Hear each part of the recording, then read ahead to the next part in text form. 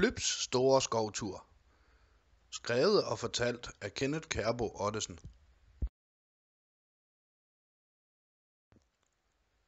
Et sted langt ude i rummet bor Blüp. Blüp er et lille blåt rumvæsen, som elsker at besøge andre planeter. En dag valgte han at lande på jorden for at gå en tur i de store, flotte skove. Da Blüp nærmede sig jorden, fik han øje på et stort, flot græsområde. Her er masser af plads til mit rumskib, tænkte han. Blüp landede og skyndte sig ud for at strække sine små blå ben. Da han hoppede ud af rumskibet, hørte han straks fuglene synge og tænkte, hvad er dog det for en dejlig lyd? Han begyndte derfor at udforske skoven for at finde de syngende fugle, men inden han fik set sig om, var han kommet så langt væk fra rumskibet, at han slet ikke kunne finde tilbage igen. Blüp blev så bange og ked af det. Han satte sig ned og begyndte at græde, men pludselig hørte han en ny lyd. Rum, lød det, og Blüp gik efter lyden for at finde ud af, hvad det var, der sagde sådan. Han ledte både til højre, og han ledte til venstre. Endelig fandt han ud af, hvor lyden kom fra. Det var rensdyret Rune, som stod og spiste blomster. Hej med dig, sagde Rune. Hvad er du for et sjovt dyr? Jeg er ikke et dyr, men et rumvæsen, sagde Blüp. Hvad laver du her, spurgte Rune. Jeg leder efter mit rumskib. Du skulle vel ikke have set det? Nej, desværre, sagde Rune. Men måske kan bjørnen Buller hjælpe dig, og jeg vil meget gerne fortælle dig, hvor han er, men kunne du ikke lige hjælpe mig først? Jo, selvfølgelig. Hvad kan jeg hjælpe dig med, sagde Blüp. Jeg elsker at spise blomster, sagde Rune, men de røde blomster, det er altså de allerbedste. Kan du ikke hjælpe mig med at tælle dem, så ved jeg lige præcis, hvor mange der er. Det skal jeg nok, sagde Blüp. Kan du også hjælpe Blüp med at tælle alle de røde blomster? 1, 2, 3, 4, 5, 6, 7 røde blomster. Der er 7 røde blomster, sagde Blüp.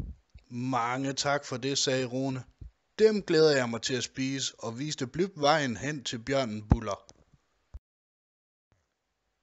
Da Blüp fandt Buller, præsenterede han sig selv, men kunne næsten ikke høre sin egen stemme, fordi Buller var så sulten, at hans mave den rumlede så frygtelig højt. Kan du ikke nå honningen i bikuben, så skal jeg nok hjælpe dig, sagde Blüp. Jeg kan sagtens nå det, sagde Buller, men hver gang jeg kravler derop, stikker bierne mig. Hvis vi puster rigtig hårdt på bierne, tror jeg, at de flyver væk, sagde Blüp. Kan du hjælpe Blüp med at puste bierne væk?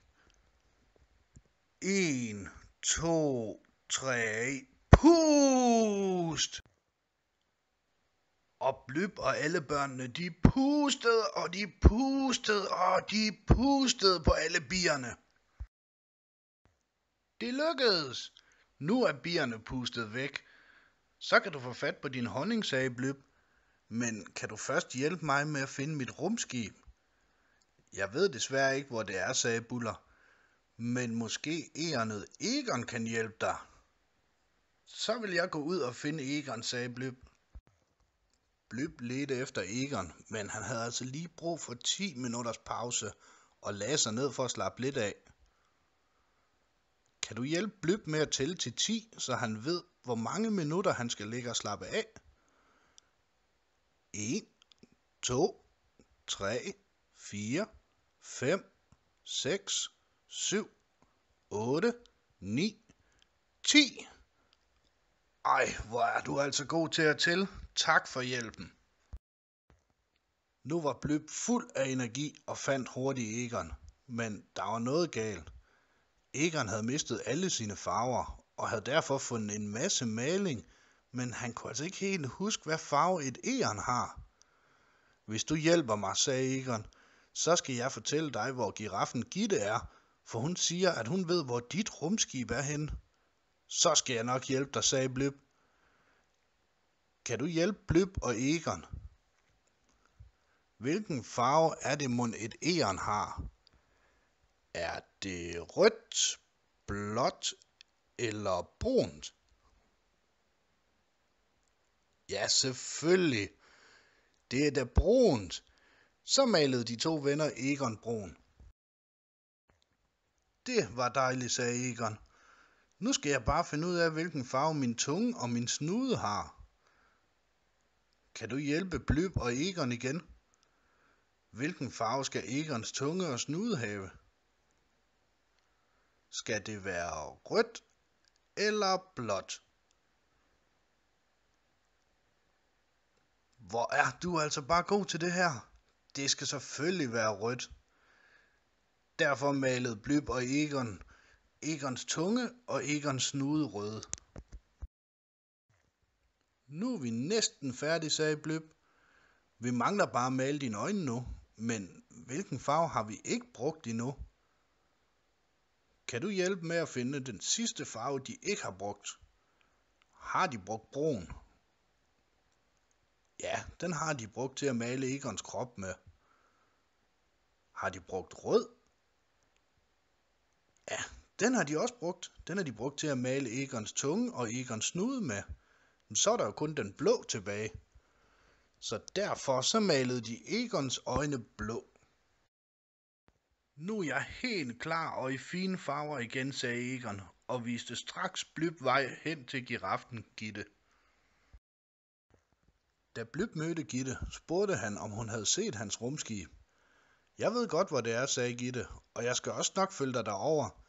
Men kan du ikke lige hjælpe mig med et lille regnestykke først? Det kan jeg da godt, sagde Blyb. Hvad skal vi regne ud? Jo, siger Gitte, jeg har 4 æbler på et træ og 5 på et andet træ. Men hvor mange bliver det til sammen? Kan du hjælpe Blyb og Gitte med at regne det ud? Hvad er 4 plus 5? Det er rigtigt. Det er da 9. Hvor er du altså bare god til at regne? Nu skal jeg vise dig vej til dit rumskib, sagde Gitte. Mange tak for det, sagde Blyb og skyndte sig afsted. Endelig fandt Blyb rumskibet igen og skyndte sig at kravle ind i det. For nu ville han altså godt hjem og sove. Han var rigtig meget træt efter sådan en lang og dejlig tur i skoven. Da Blyb fløj væk fra jorden igen, tænkte han, at det havde været en hård, men en meget sjov tur. Og at han helt sikkert vil komme tilbage og besøge alle de søde dyr igen. Det var så historien om det lille blå rumvæsen Blyb. Og husk nu, hvis du ser nogen, som har brug for hjælp, så prøv at hjælpe dem. De vil helt sikkert blive glade for din hjælp, og måske kan de hjælpe dig en anden gang.